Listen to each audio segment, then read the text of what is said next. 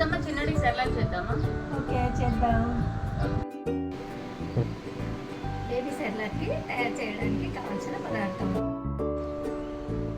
కప్పటుకులు, గోడంబి, గుమ్మడి గింజలు, పూల్మక, sunflower seeds, walnuts, oats, ఎండు ఖర్జూర, బాదామి, పిస్తా. ముందుగా స్టవ్ వెలిగించుకోవాలి. ప్యాన్ పెట్టి ప్యాన్ వేడెక్కాక సిమ్ములో పెట్టుకొని ఒక్కొక్కటి డ్రై రోస్ట్ చేసుకోవాలి. ఇందులో ఆయిల్ కానీ నెయ్యి కానీ వేసి వేయించకూడదు. ఆల్రెడీ మనం తీసుకున్న డ్రై ఫ్రూట్స్లో ఆయిల్ కంటెంట్ ఉంటుంది కాబట్టి మనం ఆయిల్ లేకుండా చక్కగా రోస్ట్ చేసుకోవాలి, మాడకుండా చేసుకోవాలి ఏదైనా కూడా.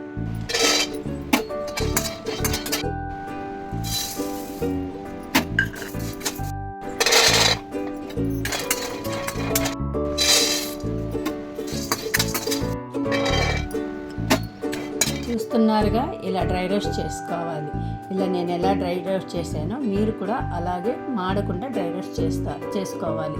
చేసేటప్పుడే మనకు మంచి స్మెల్ వస్తూ ఉంటుందన్నమాట. ఇవన్నీ ఇంగ్రీడియంట్స్ చల్లారాక మిక్సీ పట్టుకుంటే సరిపోద్ది.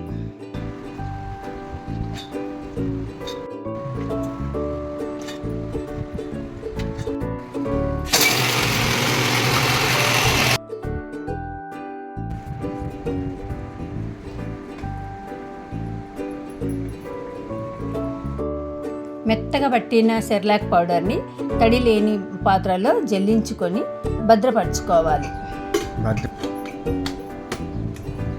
Baby Cerelac ready. ఓకే అత్తమ్మ.